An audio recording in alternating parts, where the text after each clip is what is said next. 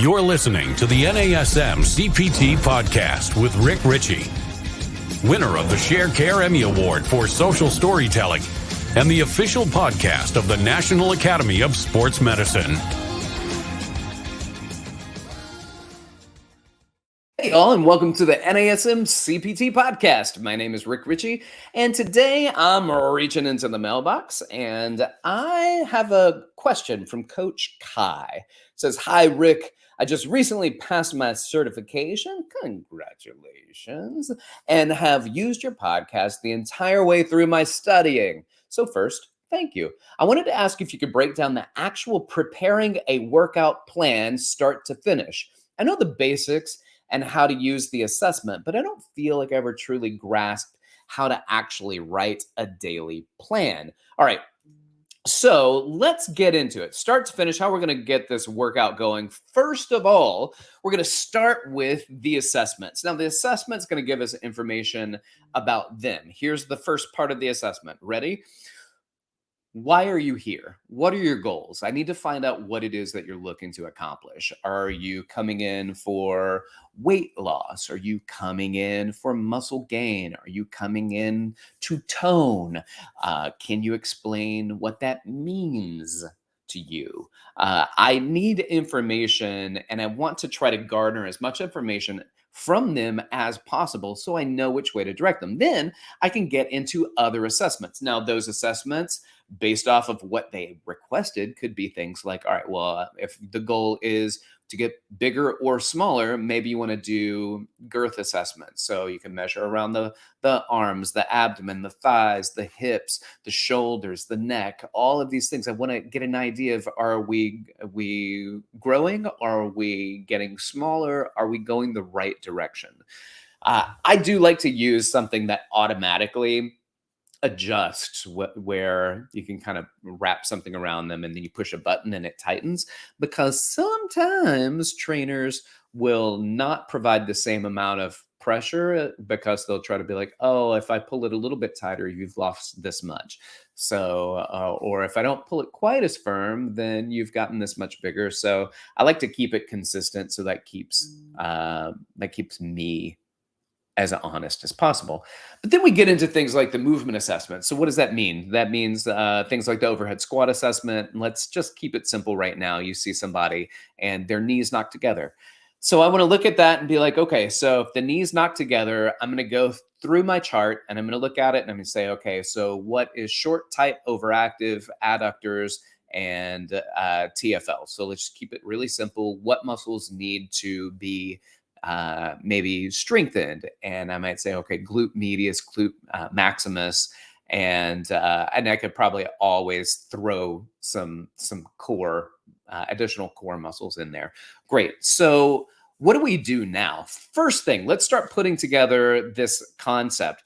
I know what you want overall. Now, your overall is going to now take me back to the OPT model and each step in the model. So I'm going to look at the phases: stability, strength, and power. Where are we going to start you?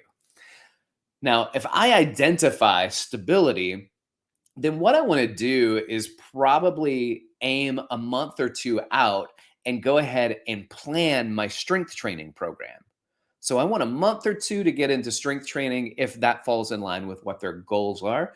And then I may even plan ahead and start peppering in, depending on what they want, adding a lot in for the power phase.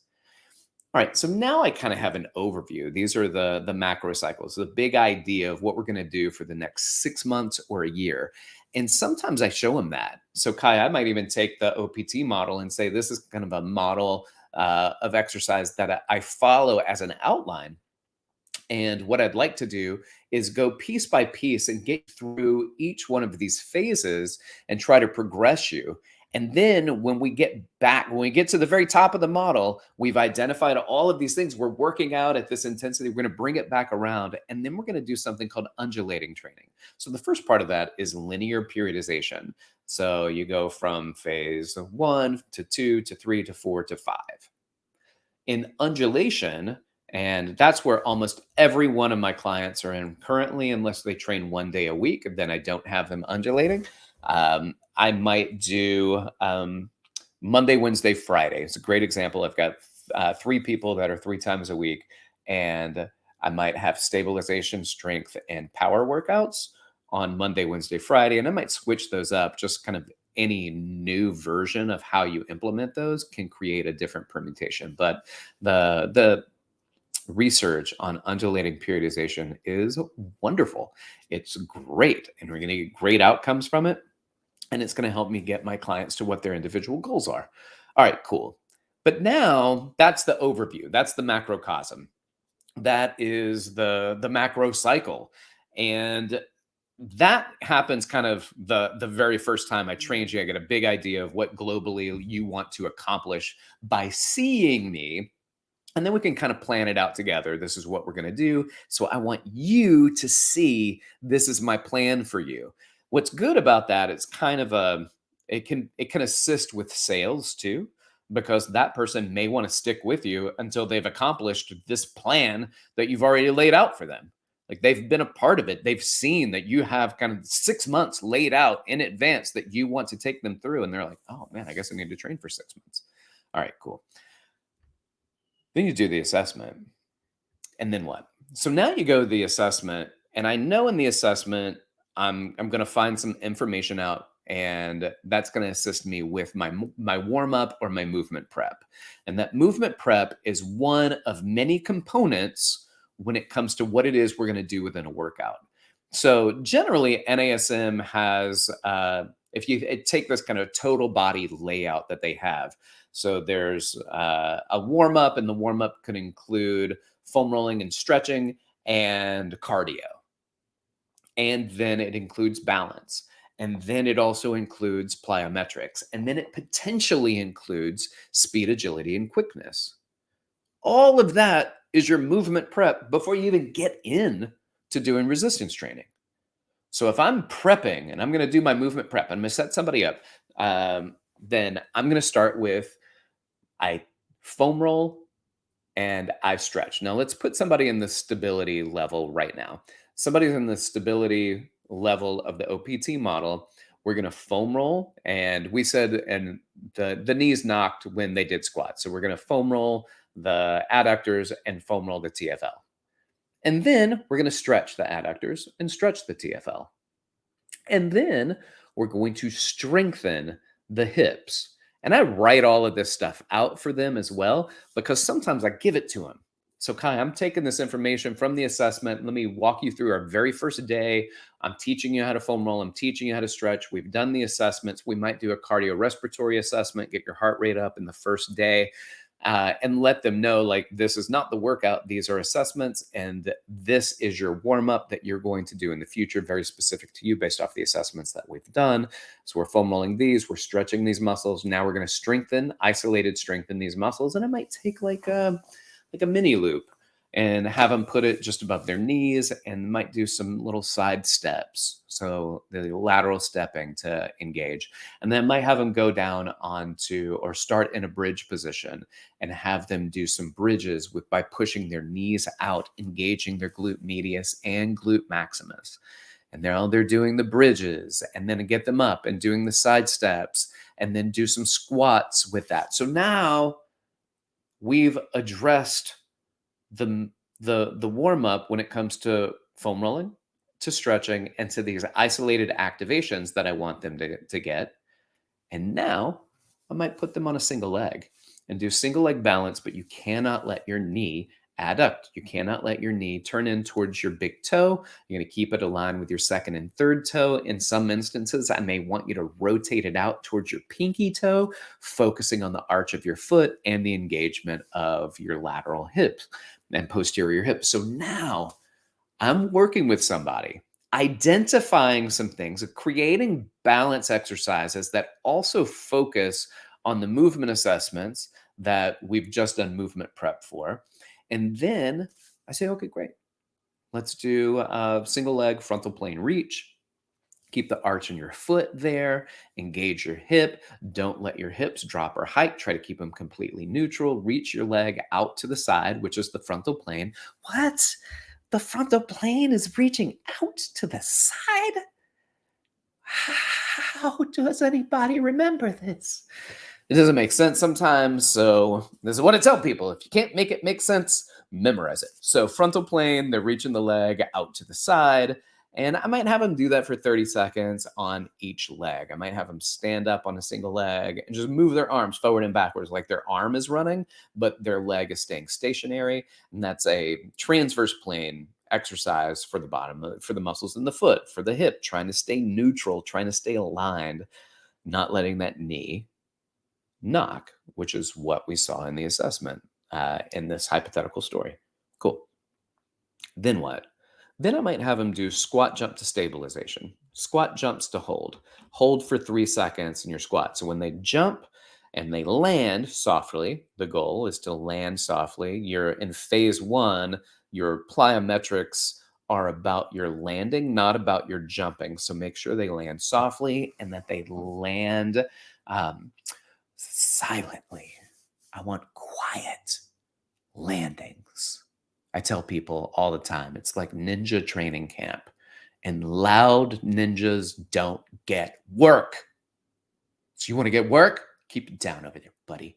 So you land, keep it quiet, nice soft landing, and hold for 3 seconds. And when you hold for 3 seconds, I'm looking at your knees to make sure your knees aren't knocking. And if they knock, or if your feet turn out, say straighten your feet back out, keep your knees in line, and now jump again. And when you land, try to land in that exact same position. They land in that position or they don't. They've got 3 to 5 seconds for me to make adjustments. And hopefully by the time we get to 10, they've done several repetitions of beautifully. And if they haven't, it's okay.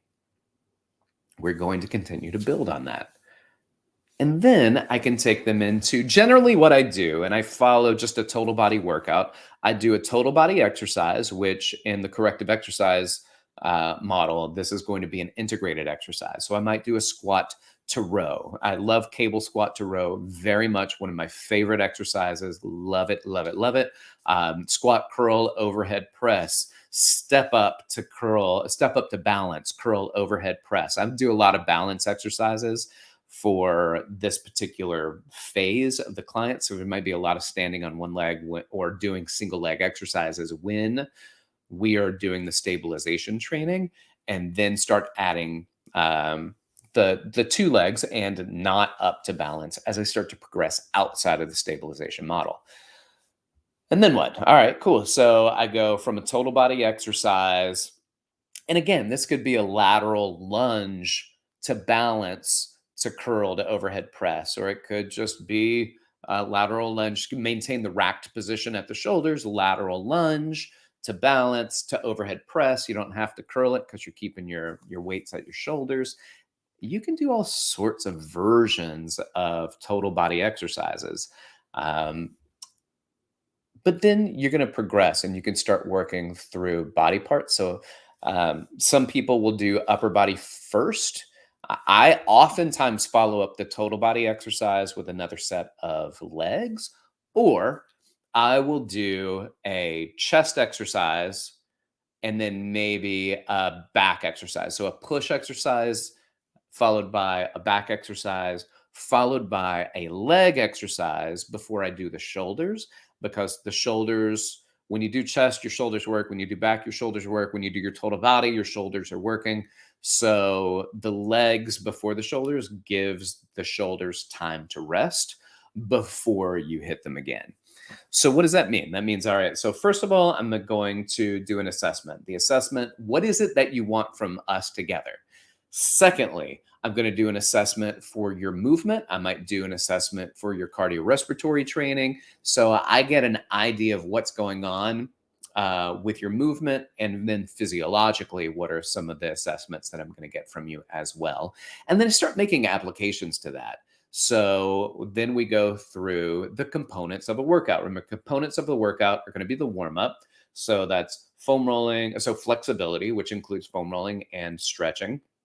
There is activations. You can also do mobilizations if you've worked into a more advanced version of the model. So mobilizations, and then you're going to get into your balance, plyometrics, and then potentially your SAQ. You see that as optional in the workouts.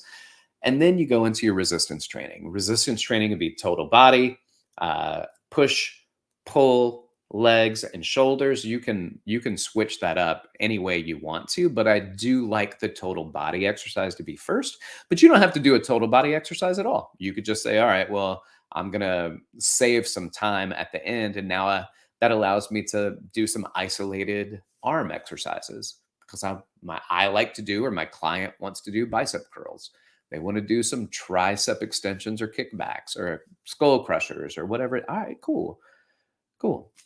Also, when it comes to working with our clients, it's really important to me and to my clients that I find out what it is that they like to do and what they don't like to do. And so I want to find out from them, are there things that they just absolutely loathe?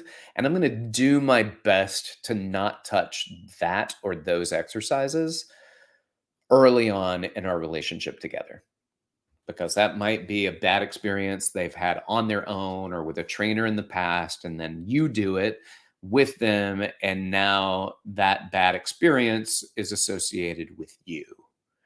I hated my last trainer who made me do these, and now I hate you, when all you had to do is be like, all right, cool, let's just avoid doing burpees for now. All right, cool, easy enough.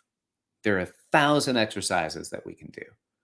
I don't need to pick the ones that you already know that you absolutely loathe. But also, what do you like? What are things that you like to do? And so a lot of times doing cardio, and I like to implement cardio, not circuits, but intervals within every workout that I do, or most workouts that I have my clients do. So I might say, hey, today we're going to do 30 on, 30 off for 4 rounds. So 30 seconds of a cardio exercise, 30-second break. You got 4 rounds of that. We're done in 4 minutes, but those 30 seconds, I need you to push, but you pick. Do you want to do the rower? Do you want to do the ski erg? Do you want to do the sled push? Do you want to do the sled pull? Do you want to do the bike? What do you want to do? Jump rope. What is it? The burn board. We're gonna do a slide board back and forth. What do you want to do? So that way I can get them to create an option, because for me, I may not necessarily care what version of cardio you do, but that cardio is done. And so now I give them options. And sometimes they say, which one do you think? And I will always say the one that they hate the most. And the reason I do that is because in the future, they will no longer ask me which one I want. So, and if they don't want to do it, then I don't make them do it. I was like, you have multiple other options. What would you want to do instead? And then they can take that on. Right. So now let's work through this again. This is all I want to do, is make sure that people are going through and doing the work that they need to do. And that's how I do it. That's how my workouts are scheduled and set up. I do an overall assessment. What do you want out of our time together, our workouts together? I do a movement and physiological assessments. So I might do, let's go back to the rower, and I might say, hey, let's just do 500 meters or 1,000 meters on a rower. And I want to know how many calories you get on that. Or I might say, hey, let's do 5 minutes on a rower. I want to know how many meters you get on that. That all I have to do is just plug that in, and I have a baseline for progress. And then I take the movement assessment and I plug in all of those things that you see on the solutions chart. And I say, okay, so we're going to foam roll. This is what we're going to stretch. And now we're going to get into some activations. Here's my balance. Here's my plyo. And then into resistance training, total body push, a pull, legs, and then shoulders. And sometimes you don't have time for all that. So what do? You pick whichever one most fits. And then you can do circuits, which I love. And you can do a total body circuit. You can do a circuit for groups. And each circuit, I even write it out, circuit 1, circuit 2, and I might have a list of 4 exercises and a cardio at the end. And then say, okay, we're going to do 3 of each of those circuits. Or what I like to do is, if we ever just do 2 rounds through a circuit, when you get to the next circuit and we do 2 rounds, you know almost for a fact that when we get to the end of this workout, we're going to do a 3rd set stacking all of those circuits together. as little rest as possible. Take the rest if you need it, but as little as possible. All right. Y'all, I hope that this was helpful. Kai, I hope this was helpful because this may not be the exact answer that you were looking for, but this is the answer based off of what I think the question is, which is how do you program it? How do you put the workouts in? Because that's how I put the workouts in. I do it based off your overall assessment, your individual assessments, and then on the OPT model. All right, so let's identify where we're going and how the model can get us there. And then let's identify the components of a workout and how can I get all of those in. And total body workouts, particularly, and then circuits, particularly for weight loss clients, are very good. You can also get a lot of good outcomes in hypertrophy for that, but you may need to get more volume in particular muscle groups. So you may need to start working on some splits. So whether that's upper body, lower body, a push-pull split, back and buys, chest and tries, legs and shoulders. Like there are all sorts of splits that you can add in if you want to start building muscle. But then what? What's the next step? Follow that OPT model, move on into the next one, and then start your undulating program because that keeps them interested. The workouts are different. Here's an endurance day. Here's a strength day. Here's a plyo day. All right, y'all. Thanks for listening. If you got questions for me, like Kai did, you can hit me up at on Instagram at dr.rickrichey, or you can email me, rick.richey@nasm.org. Like, subscribe, share with your fitness friends and family. Thanks for listening. This has been the NASM CPT Podcast.